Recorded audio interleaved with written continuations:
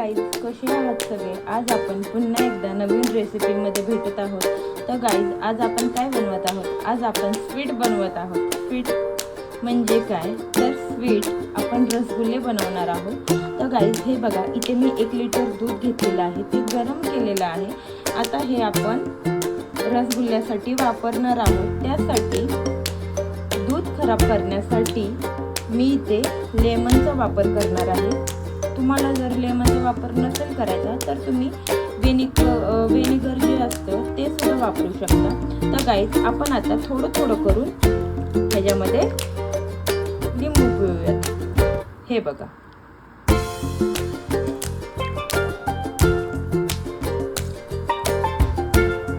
हे गरम दूध आहे. मी गरम दुधामध्ये लिंबू पिळत आहे.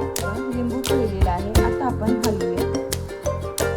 तुम्ही जर बघाल तर हे दूध गरम दिसते बघा, वाफ निघते. मी गरम दुधामध्येच लिंबू पिळलेला आहे. अजून मी अर्धा लिंबू पिळणार आहे. हे बघा गाईज, अजून अर्धा लिंबू मी पिळत आहे.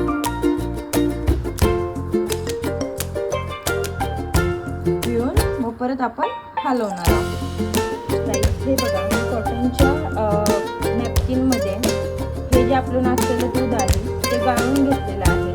व आता त्याला मी लगेच थंड पाण्याने धुवून घेणार आहे. तर हे बघा गाईज, आपण ह्यातलं पाणी काढून घेणार आहोत व मी ह्याला अजून एकदा थंड पाण्याने स्वच्छ धुणार आहे. गाईज, तुम्ही हे बघा, मी ह्याला दोनदा धुतलेला आहे. स्वच्छ जे आहे, आपण लिंबू जो टाकलेला तो निघून जाण्यासाठी मी ह्याला स्वच्छ धुतलेला आहे व आता ह्याला चांगलं पिळणार आहे. बघा गाईज, आपण जे आहे ह्यातलं पाणी काढणार आहोत. पूर्ण ड्राय नाही करणार आहोत. थोडं जे आहे ना, तुम्ही जर बघत असाल तर तुम्हाला पाणी थोडंफार दिसते. म्हणजे एक ड्रॉप जो म्हणतो आपण, एक थेंब जो म्हणतो ते ह्याच्यातून पडताना दिसते. ह्याला आपण 15 मिनिटं तरी साईडला ठेवून देणार आहोत आणि व आता आपण पाक करायला घेणार आहोत. आपण आता पाक करणार आहोत. आपण रसगुल्ल्यासाठी जो पाक करणार आहोत तो घट्ट नाही करणार आहोत, पातळच ठेवणार आहोत. तर हे बघा, मी इथे 1 वाटी साखर घेतलेली आहे. त्याचबरोबर पाणी ऍड करणार आहे. हा जो पाक करणार आहोत तो आपण फुल गॅसवरच ठेवणार आहोत. ह्याला जास्त घट्ट नाही करायचंय, पातळच ठेवायचंय. व त्याच्यामध्ये मी आता हे बघा, विलायची आणि केशर ॲड करणार आहे. बघा, मी दुधामध्ये केशर घेतलेलं आहे. मी आता ह्याच्यामध्ये ॲड करणार आहे. हा जो पाक आहे, एक उकळी येईपर्यंतच आपण त्याला गरम करून घेणार आहोत. बघा, आपला जो पाक आहे त्याला चांगली उकळी आलेली आहे. आपण आता अशा प्रकारे 15 मिनिटं झालेली आहेत. तर आपण एका खोलगट ताटामध्ये ह्याला काढून घेणार आहोत. हे बघा, आपलं जे पनीर आहे ते खूप छान तयार झालेलं आहे. हे बघा, व त्याच्यामध्ये मी आता 1 चमच कॉर्नफ्लॉवर ॲड करणार आहे.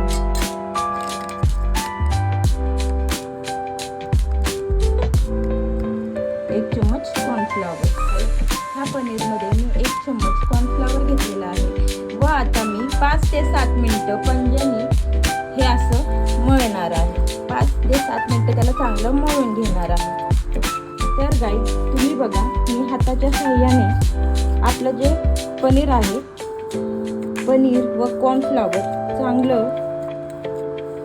असं मळत आहे. हे बघा, मी फिंगर्सचा वापर नाही करत आहे. मी हा जो भाग आहे त्याचा वापर करते.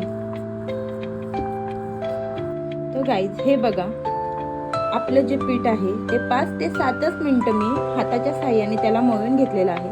व आता आपला हे जर बघाल तर गोळे आता आपण तयार करून घेणार आहोत. अशा प्रकारे आपले रसगुल्ल्याचे जे गोळे आहेत ते तयार झालेले आहेत. आता इकडे बघा, मी इथे कढई ठेवलेली आहे. हे बघा, इथे मी कढई ठेवलेली आहे. 1 वाटी साखर घेतलेली आहे. व आता त्याच्यामध्ये आपण पाणी ॲड करणार आहोत.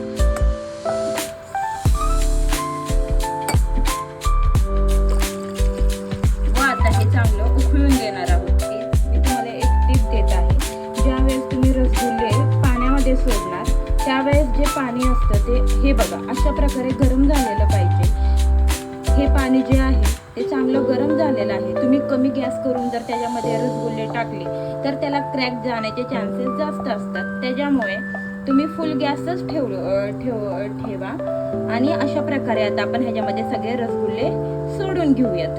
तर गाईज हे बघा, मी सगळे जे आपले रसगुल्ले आहेत ते सोडलेले आहे. तुम्ही जर बघाल तर ह्याला क्रॅक गेलेली नाहीये. म्हणजे आपले हे जे रसगुल्ले आहेत हे आपण 7 मिनिटं तरी असं शिजवून घेणार आहोत. तर गाईज 7 मिनिटं झालेले आहेत आणि तुम्ही जर बघाल तर आपल्या रसगुल्ल्यांनी आकार देखील बदललेला आहे. मोठे रसगुल्ले आपले दिसायला लागलेले आहेत. आता मी काय करणार आहे, अजून 5 ते 6 मिनिटं झाकण ठेवून मी शिजवणार आहे. तर आपण झाकण ठेवून घेऊयात आणि 5 ते 6 मिनिटं फुल गॅसवरती चांगले बॉईल करून घेऊयात. गाईज 5 ते 6 मिनिटं झालेली आहेत. तुम्ही जर बघाल तर आपले रसगुल्ले बॉल जे आहेत त्याला एक वेगळी शाईन आलेली आहे. तर गाईज आपण ह्याला अजून 2 ते 3 मिनिटं बिना झाकणाचा आता शिजवून घेणार आहोत. ते झालं की मग आपण जो पाक केलेला आहे त्याच्यामध्ये काढणार आहोत. पण गाईज हे बघा, आपले जे रसगुल्ले बॉल्स आहेत ते चांगले तयार झालेले आहेत. आता आपण काय करणार आहोत, ह्याला जे आहे ते दुसऱ्या बाउलमध्ये जे आपण पाक काढलेलं त्याच्यामध्ये ट्रान्सफर करणार आहोत. हे बघा, तर गाईज अशा प्रकारे आपले रसगुल्ले बॉल जे आहेत ते तयार आहे. तुम्ही जर बघाल तर कुठल्याच बॉलला तुम्हाला क्रॅक दिसत नाही, कारण मी योग्य पद्धतीने केलेले आहे. माझी प्रोसेस जी आहे ती योग्य आहे. तर गाईज अशा प्रकारे आपले रसगुल्ले बॉल तयार आहेत. ह्याला मी 1.5 तास ते 2 तास झाकण ठेवून मुरत ठेवणार आहे. तर गाईज अशा प्रकारे आपले रसगुल्ले तयार आहेत. तर आता आपण विचारूयात कसे झालेले आहेत ते.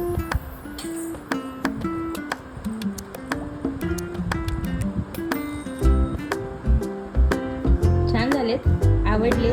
तर गाईज अशा प्रकारे आपले रसगुल्ले तयार आहेत, छान झालेले आहेत. तर गाईज भेटूयात नेक्स्ट ब्लॉगमध्ये. Thank you so much, love you all, bye bye, take care. भेटूयात नेक्स्ट ब्लॉगमध्ये, बाय.